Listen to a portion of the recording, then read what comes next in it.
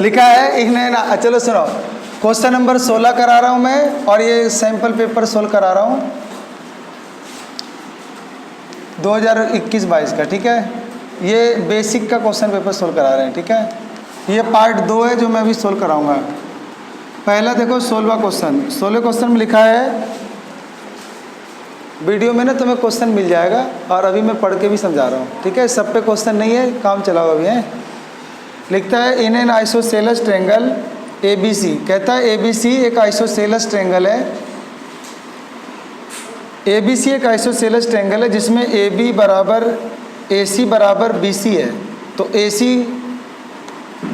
बराबर है BC, यानी ये वाला इसके बराबर है। AC बराबर है BC के, और हमें दिया हुआ है AB का स्क्वायर बराबर है डबल AC के स्क्वायर के।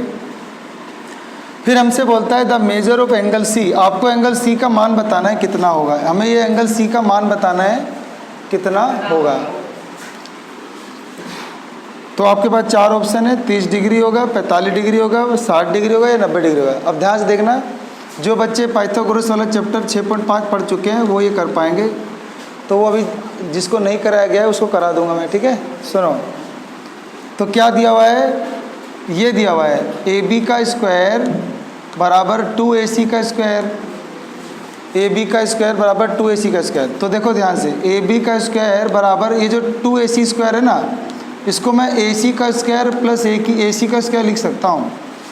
इसको 2 बार हम अलग अलग लिख देंगे, AC का स्क्वायर और AC का स्क्वायर। अब ध्यान से सुनना, AC किसके इक्वल है चेक करो, AC किसके इक्वल है, BC के। तो इस AC को तो छोड़ दो, लेकिन इस AB की जगह AC की जगह क्या लिख सकता हूँ, BC का स्क्वायर लिख सकता हूँ ना। ये बात कितने को समझ में आ गई कि AC के स्क्वायर, ये भी AC का स्क्वायर, तो इस AC के स्क्वायर की जगह मैंने शिफ्ट करके क्या लिख दिया, BC का स्क्वायर। अरे AC BC बराबर है, तो इसको हटा के हमने BC लिख दिया। अब ध्यान सुनना, तो किसी ने पाइथागोरस थ्योरम पढ़ी होगी, तो पढ़ा होता है कि हाइपोटेनियस का स्क्वायर बराबर परपेंडिकुलर का स्क्वायर और प्लस बेस का, यानी हिंदी में बोलते हैं कर्ण का स्क्वायर बराबर लंब का स्क्वायर जमा आधार का स्क्वायर, सही है। तो कर्ण कौन कहला रहा है, AB।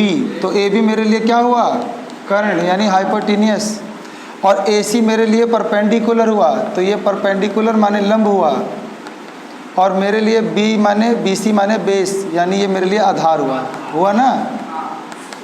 तो मेरे लिए ये बेस हुआ, ये हाइपोटेनियस हुआ, ये कर्ण हुआ। और सबको पता हो कि अगर ये हाइपोटेनियस है तो हाइपोटेनियस के सामने वाला एंगल 90 होता है। क्या होता है, 90। तो लिख देंगे इन्वर्स ऑफ पाइथागोरस थ्योरम। क्या लिख देंगे, इन्वर्स ऑफ पाइथागोरस थ्योरम के विलोम से।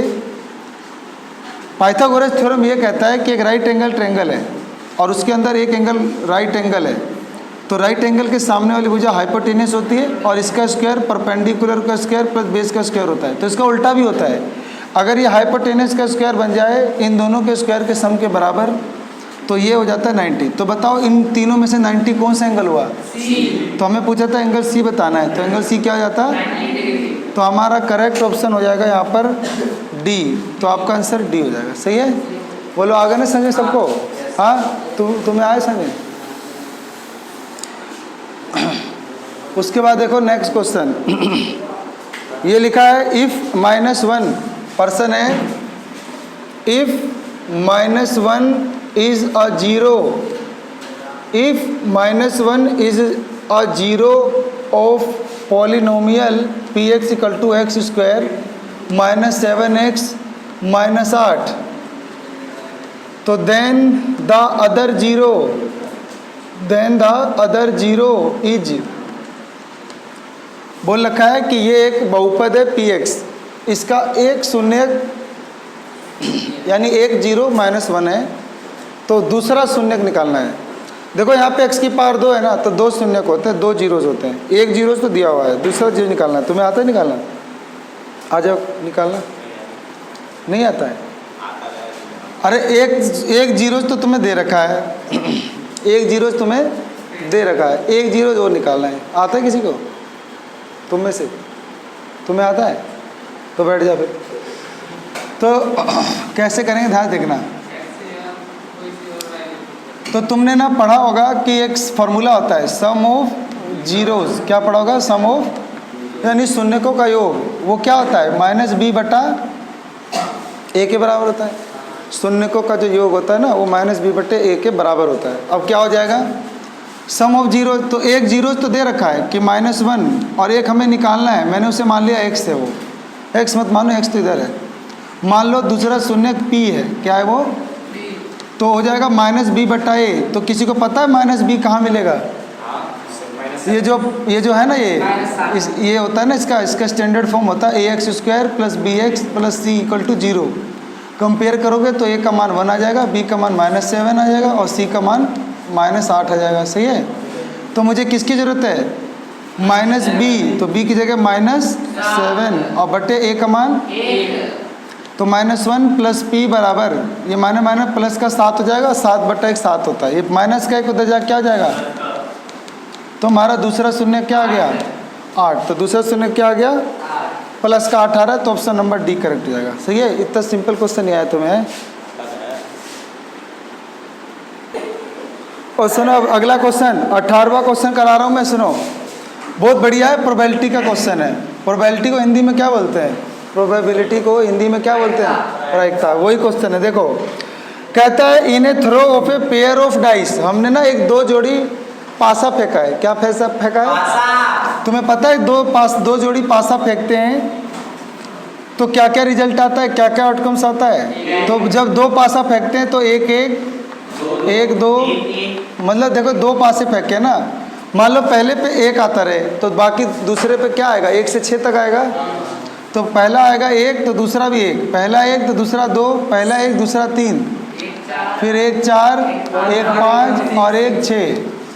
ऐसे ही फिर 2 1, 2 2, 2 3, 2 4 है ना, 2 5। तो 36 केस बनेंगे। किसको पता चल गया? चल गया पता? पढ़ रखा है? सर जी एक बार समझा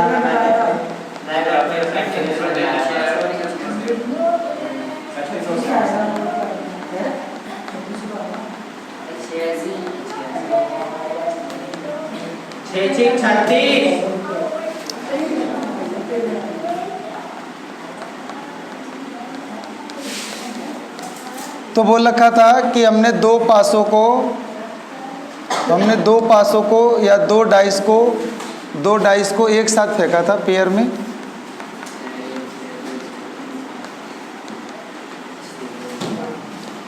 अब इसमें पूछा है कि प्रोबेबिलिटी निकालना है। पूछा है कि the probability of same number on each die, कि हमने ना डाई फेंका और दोनों पे सेम नंबर आ जाए।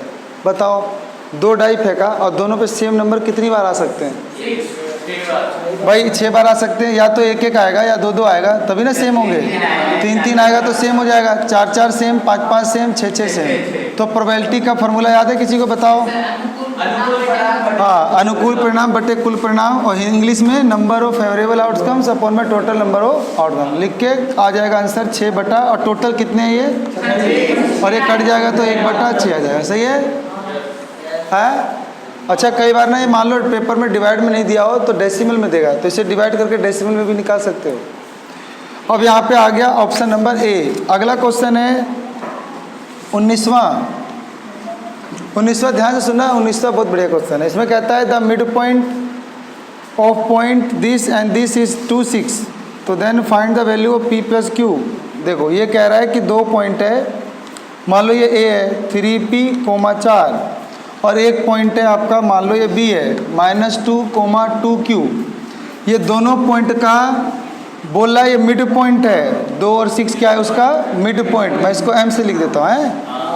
तो बोल रखा है ये 2 पॉइंट है, इसका मिड पॉइंट ये पॉइंट है। तो बोल रखा है बस फाइंड करनी है value of p + q।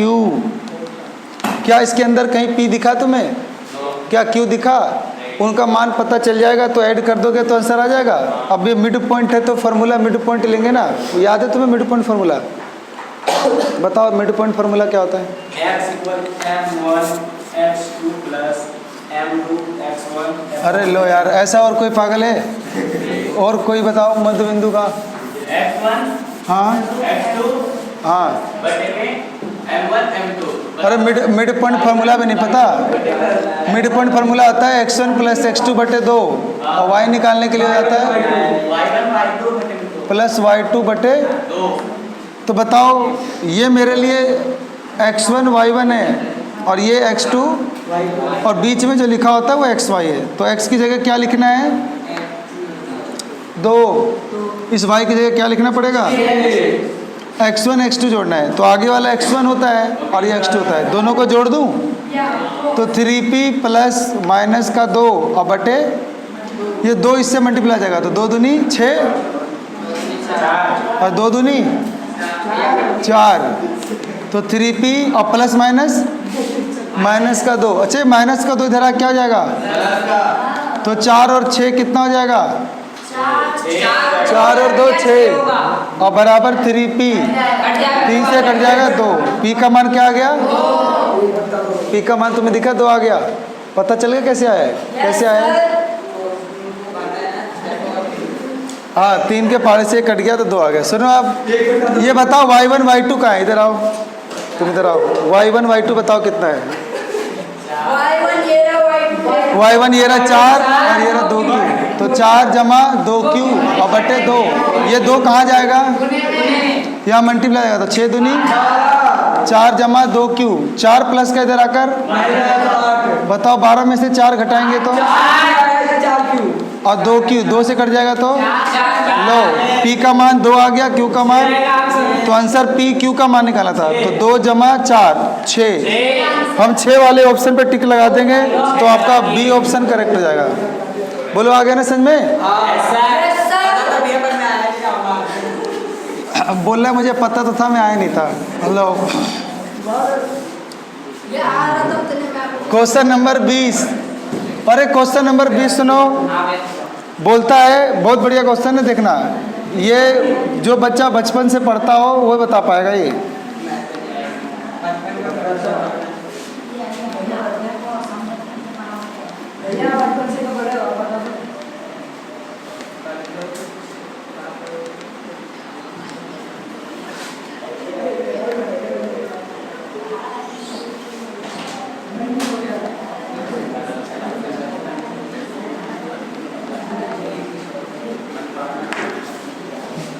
Person है कि the decimal expansion of 147 upon 120 will terminate after how many places of decimal. Hindi बताओ इसकी। अरे द डेसिमल